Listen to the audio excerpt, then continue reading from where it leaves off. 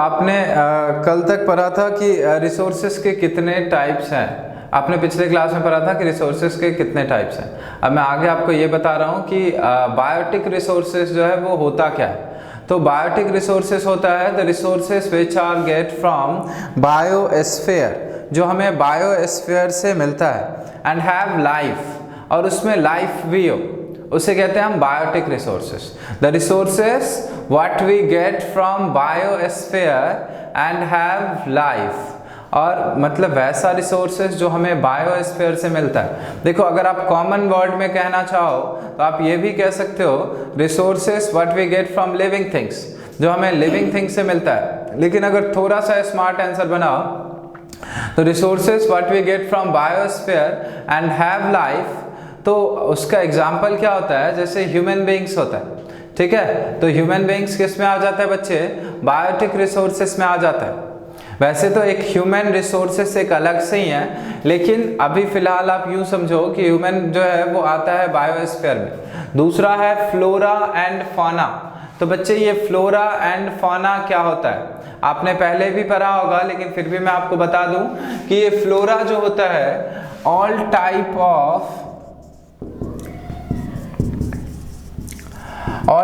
Of plants को कहते हैं फ्लोरा, और ऑल टाइप ऑफ एनिमल्स को टुगेदर जो कहा जाता है वो फौना कहा जाता है, ठीक है। तो ये है फौना एंड फ्लोरा। उसके बाद है फिशरीज। फिशरीज यानी कि जहाँ ये जितने भी फिश के कैटेगरीज हैं वो फिशरीज में आते हैं, एंड लाइव स्टॉक्स। तो ये सारे बच्चे एग्जाम्पल है बायोटिक रिसोर्सेज के। दूसरा एबायोटिक रिसोर्सेज होता है। Abiotic resources the resources what we get from non living things, जो हमें नॉन लिविंग थिंग्स से मिलता है। All those things which are composed of non living things, जो नॉन लिविंग थिंग्स से मिलकर बना होता है उसे कहते हैं बच्चे एबायोटिक रिसोर्सेज। तो बच्चे एबायोटिक रिसोर्सेज का एग्जाम्पल क्या होता है, तो आप वैसे भी दिमाग लगा सकते हो कि जो नॉन लिविंग थिंग्स है, लेकिन फिर भी रॉक्स हो गया, मटेरियल्स हो गया, मेटल्स हो गया, ये सारे जो है आपका क्या है, एबायोटिक रिसोर्सेज है, ठीक है। तो ये बच्चे on the basis of origin हमने देखा कि दो टाइप ऑफ रिसोर्सेज होता है, एक बायोटिक होता है, एक एबायोटिक होता है। दोनों को मैंने डिफाइन भी कर दिया। अब मैं आपको बताता हूं on the basis of exhaustibility. On the basis of exhaustibility, तो बच्चे on the basis of exhaustibility जो होता है वो भी दो टाइप के होते हैं।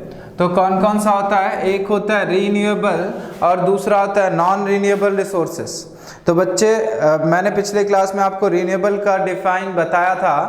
तो रीन्यूएबल वैसे रिपीट करता हूं, the resources which can be renewed और रिप्रोड्यूस्ड और replenished is called renewable resources. तो ये रिन्यूड जो होता है, रिप्लेनिश्ड जो होता है, वो कैसे होता है, किस प्रोसेस से होता है, तो बच्चे तीनों प्रोसेस से होता है। हम कहेंगे the resources which can be renewed, recycle और रिप्लेनिश्ड बाय फिजिकल, केमिकल और मैकेनिकल प्रोसेस। तीनों प्रोसेस से, चाहे वो फिजिकल से हो, केमिकल से हो और मैकेनिकल से हो, वो कहलाता है बच्चे रीन्यूएबल रिसोर्सेज। तो बच्चे रीन्यूएबल रिसोर्सेज का एग्जाम्पल क्या होता है, रीन्यूएबल रिसोर्सेज का एग्जाम्पल आप लिख सकते हो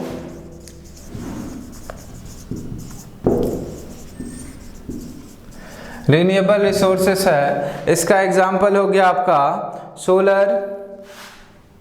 solar and wind energy,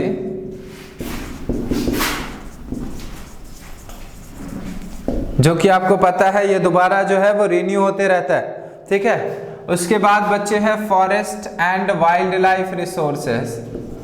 forest and wild life resources. उसके बाद जो है और भी बहुत सारे हैं, तो लेकिन आप इसे लिख सकते हो एक्सेट्रा। तो ये है रीन्यूएबल रिसोर्सेज। अब हमें नेक्स्ट देखना है नॉन रीन्यूएबल रिसोर्सेज। तो बच्चे मैंने कहा था कि नॉन रीन्यूएबल रिसोर्सेज होता है the resources which takes millions of years in the formation, जिसके फॉर्मेशन होने में मिलियंस ऑफ ईयर्स लग जाते हैं बट एग्जॉस्ट वेरी इजीली, लेकिन वो बहुत जल्दी खत्म हो जाता है, वो कहलाता है नॉन रिन्यूएबल रिसोर्सेज। एग्जाम्पल हो गया कोल हो गया, पेट्रोलियम हो गया, जितने ही फॉसिल फ्यूल्स है वो नॉन रिन्यूएबल रिसोर्सेज में आते हैं क्योंकि वो बहुत ही जल्दी खत्म हो जाता है। ठीक है, अब आगे बढ़ाना है, मुझे आगे बताना है कि on the basis of ownership कितने होते हैं। On the basis of ownership यानी ऑनरशिप के बेसिस पे, बच्चे नाम से वर्ड से क्लियर है। ऑनरशिप, ऑनरशिप मतलब होता है कि इसका ऑनर कौन है, इसका ऑनर कौन है। तो on the basis of ownership जो है रिसोर्सेस के टाइप्स होते हैं। On the basis of ownership एक होता है इंडिविजुअल रिसोर्सेस, इंडिविजुअल रिसोर्सेस। देखो बच्चे नाम से ही क्लियर है इंडिविजुअल रिसोर्सेस क्या हो सकता है। इंडिविजुअल रिसोर्सेस हो सकता है जो किसी प्राइवेट आउंड पर्सन का हो, the resources which are owned by a private person, जिसका ऑनर जो है वो कोई प्राइवेट व्यक्ति, कोई निजी व्यक्ति जिसका खुद का हो, वो कहलाता है इंडिविजुअल रिसोर्सेस। तो इंडिविजुअल रिसोर्सेस में क्या आ जाएगा, प्राइवेट लैंड आ जाएगा, प्राइवेट लैंड, पॉन्ड्स जो प्राइवेट हो, जो किसी व्यक्ति का हो, वो आ जाएगा प्राइवेट इसमें।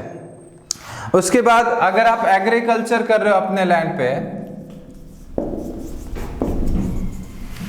उसके बाद एग्रीकल्चर हो गया, उसके बाद जो है फार्मिंग इसी में आ जाएगा। एनिमल रियरिंग कर रहे हो मतलब जानवरों को पाल रहे हो for your benefit, for milk, eggs and meat, तो वो आ जाएगा इंडिविजुअल रिसोर्सेस में। उसके बाद नेक्स्ट होता है बच्चे कम्युनिटी ऑन रिसोर्सेस।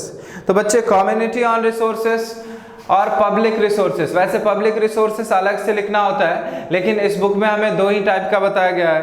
तो कम्युनिटी ऑन रिसोर्सेस में ही पब्लिक रिसोर्सेस आ जाएगा, the resources on which all have equal rights, मतलब which are accessible to all the members of the community। बच्चे accessible मतलब होता है जहां जिस पे सबका पहुंच हो, सबका हक हो। तो हम क्या कहेंगे, कम्युनिटी ऑन रिसोर्सेज को कैसे डिफाइन करेंगे, the resources which are accessible to all the members of the community, मतलब कम्युनिटी के सारे मेंबर्स का वहां तक, जैसे कि एग्जांपल हो गया कम्युनिटी ऑन रिसोर्सेज का, जैसे पार्क है तो पार्क तो सबका होता है, इंडिविजुअल पार्क नहीं होता, तो वो आ जाएगा कम्युनिटी ऑन रिसोर्सेस में। उसके बाद गवर्नमेंट स्कूल है तो वो आ जाएगा कम्युनिटी ऑन रिसोर्सेस में। ठीक है, तो ये सारे आ जाएंगे। उसके बाद ब्यूरियल ग्राउंड्स है। ब्यूरियल ग्राउंड्स होता है बच्चे, ब्यूरियल मतलब होता है जहाँ पे लोगों को जलाया जाता है या दफनाया जाता है, तो ये ब्यूरियल ग्राउंड्स भी जो है वो सभी का होता है, किसी प्राइवेट व्यक्ति का नहीं होता। उसके बाद village, ponds, public parks, picnic spots, ये सारे आ जाते हैं कम्युनिटी ऑन रिसोर्सेस में। ठीक है।